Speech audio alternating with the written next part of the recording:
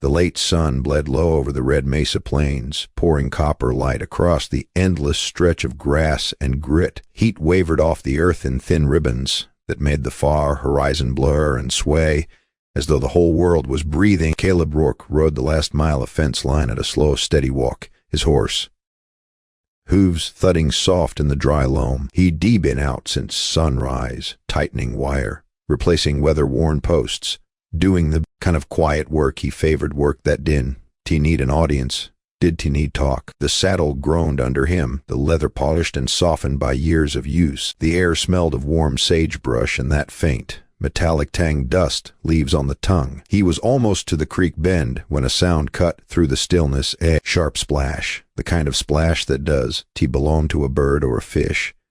Caleb drew rein, tilting his head to listen. Another splash followed, smaller, followed by the uneven rhythm of someone moving through shallow water. He nudged his horse off the trail, letting the animal pick its way down toward the sound, grass whispering against his stirrups. At the bend, the creek glowed dark gold in the falling sun.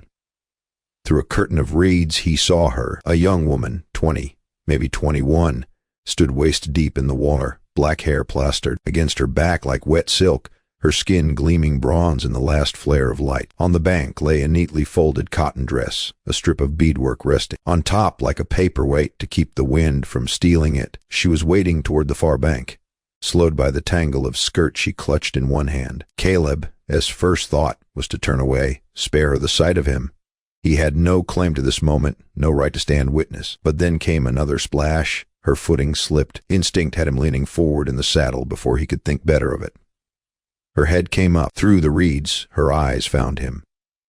Even from this distance, he saw the flint in them sharp, steady, unashamed. She stilled, breathing hard, then spoke, her voice low but clear, the words edged, with an accent that softened their shape. "You've seen me without my dress. Marry me now, or they'll punish us both." For a moment, only the sound of the creek filled the air, and the slow hiss of wind across the grass. Caleb opened his mouth, but nothing came. She moved toward the bank, water darkening the hem of her slip. Her shoulders squared like she was walking into a fight. She did shrink, did try to cover herself any more than she already had. Her dignity was her armor. Caleb swung down from the saddle, letting the reins fall loose. His palms were open at his sides. "Miss," he began, the word dry as dust in his throat. "I know what you saw," she cut in, her voice level. "And I know what people will say.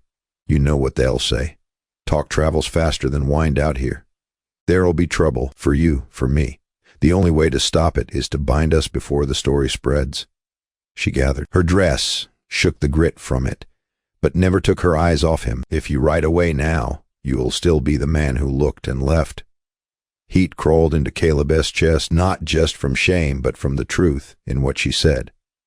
The folks in Red Mesa had a hunger for stories like this. They'd chew it over in the saloon until it was stripped bones and malice. It had taken Caleb years to outlast the last rumor, the one that cost him his father, his place, and every man he once called brother. He'd learned that out here. It did matter what was true once the story was told. She turned from him, pulling the dress over her head in one smooth motion, the wet fabric clinging before settling into place. Her hair caught the fading light, droplets sliding down her neck like beads of molten copper. "Go," she said, tying the sash at her waist.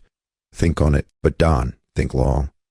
He stood there a moment longer, reins warm against his palm, watching her walk up the low bank, the smell of creek water and sage trailing after her. At the crest, she glanced back once, and for the first time, her gaze softened, but it was kindness. It was something heavier, something that settled in Caleb, his gut like a stone. He rode slow, taking the long way home, avoiding the main road. By the time he reached his gate, the sky had deepened from copper to indigo, the first stars starting to prick through. He kept seeing her face in that shifting light. By dawn, it felt less like a choice and more like a decision that had already been made for him. The next morning in town, the air in the mercantile felt thicker than the dust outside. Mara Delaney, the shopkeeper, stood behind the counter, her apron dusted with flour, her smile quick but strained. "Mornin', Caleb," she said, eyes flicking past him toward the other customers. Two women at the far end of the aisle bent their heads together, whispering. He did have to catch the words. He knew the story had begun its crawl. Sheriff Elias Boone passed by the coffee tins, pausing just long enough to mutter without looking at him. "Best steer, clear, Rourke." Folks remember, and not always right. It wants T advice so much as a warning. Elias had known Caleb long enough to understand what false talk could cost a man, but he wants T in the business of stopping it. Caleb finished his purchases quick, feeling eyes on his back all the way out the door. Outside, the sun felt weaker, as if the day had already turned against him. He thought of the girl, Naomi. She'd called herself when they met by chance week earlier, and the way her shoulders squared like she'd known this was coming. 2 days later, Caleb found the first sun. At the base of the old cottonwood near the river, a small bundle waited. A strip of beaded leather and a folded note. Your silence keeps me safe. My people watch. The beadwork was perfect, bright colors catching the light. Not an apology, not thanks, just an acknowledgement. A ledger between them. From then on, Caleb started leaving small offerings there. A length of mended rope, a pouch of coffee, a strip of cured meat. Sometimes days passed with nothing in return. Other times, there'd be something waiting. A carved arrowhead, a polished stone, a handful of wild herbs tied with grass. Nearly 2 weeks later, he found her there again. She stood at the water edge, hair loose, the river running low and clear. My father is sick, she said without preamble. The grazing land is thin now. Silas Crow. Men push the line, looking for a fight. I have no brothers. I trade for what we need, but it's not enough. She glanced at him then, her expression unreadable. You know how they speak of me now. He nodded once. And you? She asked. I keep my head down, he said simply. That does stop a stone from being thrown, she said, her voice flat. They stood there until the sun sank low, neither asking for more. When she turned to leave, she did look back. He stayed until the water turned black in the fading light. Late summer brought the trouble he'd been expecting. Caleb had been driving a small herd toward the southern pasture when he heard voices from the river bend. He pressed his horse forward, rounding the cottonwoods, and saw Naomi back near the bank, 3 of Silas Crow as hands hemming her in. Their hands hovered near their pistols, their mouths twisted with contempt. Trespassing, one spat, stealing water. Caleb rode in hard, swung down before his horse stopped. That is enough, he said, voice low but cutting. One man sneered. Look here, boys, her protector has come. Caleb stepped between them, heat rising off him. You've had your say. Now take your leave. The sneer faltered when Caleb did move. The air was wound tight, ready to snap. Sheriff Boone, his voice cut through from the trail. That is enough. He dismounted, scanning the scene with eyes like cold iron. Any more trouble, and I put every last one of you in the cells. You too, Rourke.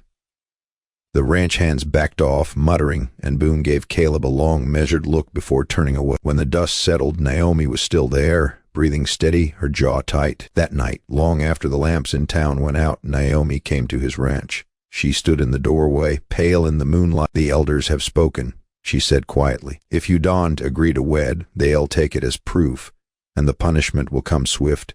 For me, for you. Caleb stared at her, the weight of her words like a yoke across his shoulder. Outside, the wind whispered through dry grass, sounding like distant water, and he knew, though neither of them had said it yet, the choice was already made. That night, long after the lamps in town had gone dark, Naomi came to his ranch. She stood in the doorway, pale in the moonlight. The elders have spoken, she said quietly. If you don't agree to wed, they'll take it as proof, and the punishment will come swift. For me, for you. Caleb stood there, the weight of her words pressing on him like the desert night. Outside, the wind moved through the dry grass, whispering like distant water. He did speak, not yet, but somewhere deep down, he already knew the choice he would make. If you felt the pull of Caleb, as choice and Naomi, as courage, tell me, what would you do in his place? Drop your thoughts in the comments. Hit that like button if you are rooting for them. And don't forget to subscribe for the next chapter of their story.